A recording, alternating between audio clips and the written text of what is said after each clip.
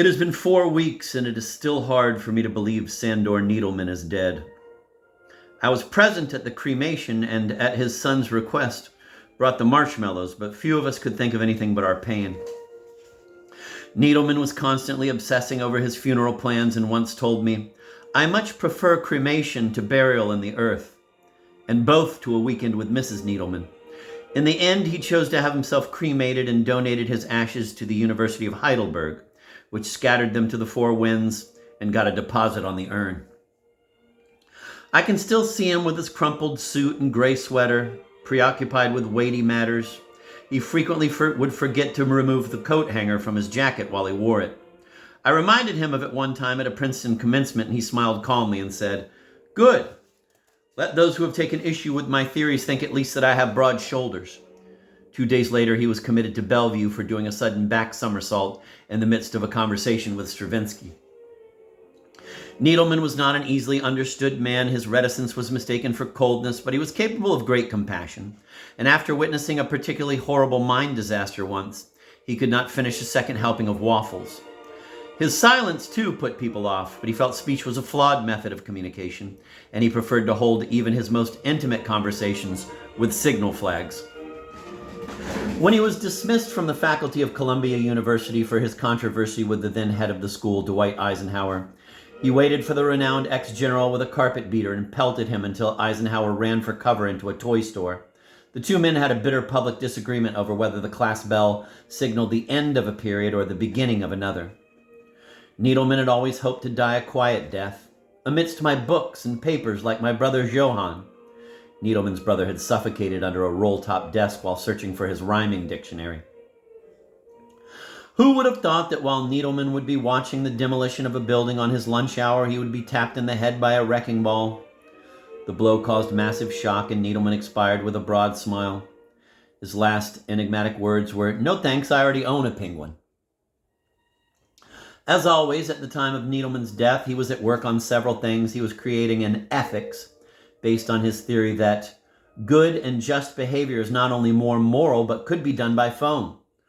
Also, he was halfway through a new study of semantics, proving, as he so violently insisted, that sentence structure is innate, but that whining is acquired. Finally, yet another book on the Holocaust, this one with cutouts.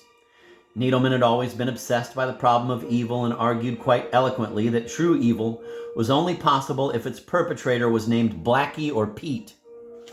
His own flirtation with National Socialism caused a scandal in academic circles, though despite everything from just gymnastics to dance lessons, he could not master the goose step.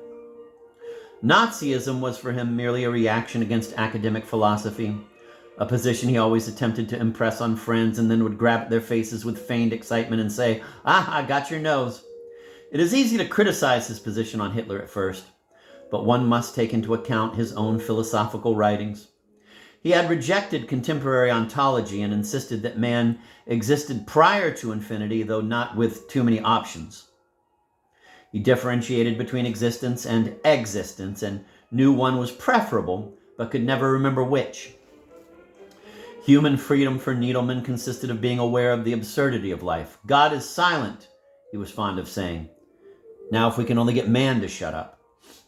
Authentic being, reasoned Needleman, could only be achieved on weekends, and even then it required the borrowing of a car.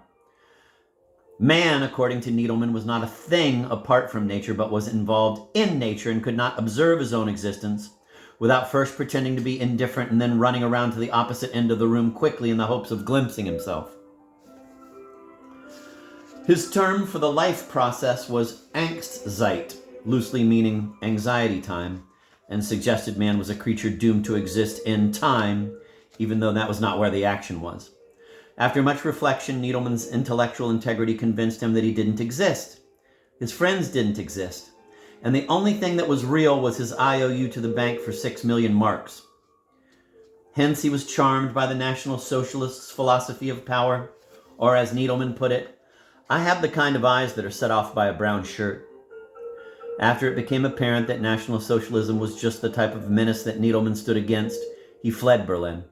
Disguised as a bush and moving sideways only, 3 quick paces at a time, he crossed the border without being noticed. Everywhere in Europe Needleman went, students and intellectuals were eager to help him, awed by his reputation. On the run, he found time to publish Time, Essence, and Reality, a systematic reevaluation of nothingness, and his delightful lighter treatise, The Best Places to Eat While in Hiding. Chaim Weizmann and Martin Buber took up a collection and obtained signed petitions to permit Needleman to immigrate to the United States, but at the time the hotel of his choice was full. With German soldiers minutes from his hideout in Prague, Needleman decided to come to America after all. But a scene occurred at the airport when he was overweight with his luggage. Albert Einstein, who was on that same flight, explained to him that if he would just remove the shoe trees from his shoes, he could take everything. The two frequently corresponded after that. Einstein once wrote him, "Your work and my work are very similar, although I'm still not exactly sure what your work is." Once in America, Needleman was rarely out of public controversy. He published his famous Non-Existence, What to Do If It Suddenly Strikes You. Also the classic work on linguistic philosophy, Semantic Modes of Non-Essential Functioning, which was made into the hit movie They Flew by Night. Typically, he was asked to resign from Harvard because of his affiliation with the Communist Party. He felt only in a system with no economic inequality could there be real freedom, and cited as the model society an ant farm. He could observe ants for hours and used to muse wistfully, "They're truly harmonious. If only their women were prettier, they'd have it made." Interestingly, when Needleman was called by the House Un-American Activities Committee, he named names and justified it to his friends by citing his philosophy, "Political actions have no moral consequences but exist outside of the realm of true being." For once, the academic community stood chastened, and it was not until weeks later that the faculty at Princeton decided to tar and feather Needleman. Needleman, incidentally, used this same reasoning to justify his concept of free love, but neither of two young co-eds would buy it, and the 16-year-old blew the whistle on him. Needleman was passionate about the halting of nuclear testing and flew to Los Alamos, where he and several students refused to move themselves from the site of a scheduled atomic detonation. As minutes ticked off and it became apparent the test would proceed as planned, Needleman was heard to mutter, "Uh-oh," and made a run for it. What the newspapers did not print was that he had not eaten all day. It is easy to remember the public Needleman, brilliant, committed, the author of Styles of Modes. But it is the private Needleman I will always fondly recall. The Sandor Needleman, who was never without some favorite hat. Indeed, he was cremated with a hat on. A first, I believe. Or the Needleman who loved Walt Disney movies so passionately and who, despite lucid explanations of animation by Max Planck, could not be dissuaded from putting in a person-to-person call to Minnie Mouse. When Needleman was staying at my house as a guest, I knew he liked a particular brand of tuna fish. I stocked the guest kitchen with it. He was too shy to admit his fondness for it to me, but once, thinking he was alone, opened every can and mused, "You are all my children." At the opera in Milan with my daughter and me, Needleman leaned out of his box and fell into the orchestra pit. Too proud to admit it was a mistake, he attended the opera every night for a month and repeated it each time. Soon he developed a mild brain concussion. I pointed out that he could stop falling as his point had been made. He said, "No, a few more times. It's really not so bad." I remember Needleman's 70th birthday. His wife bought him pajamas. Needleman was obviously disappointed, as he had hinted for a new Mercedes. Still, it is the mark of the man that he retired to the study and had his tantrum privately.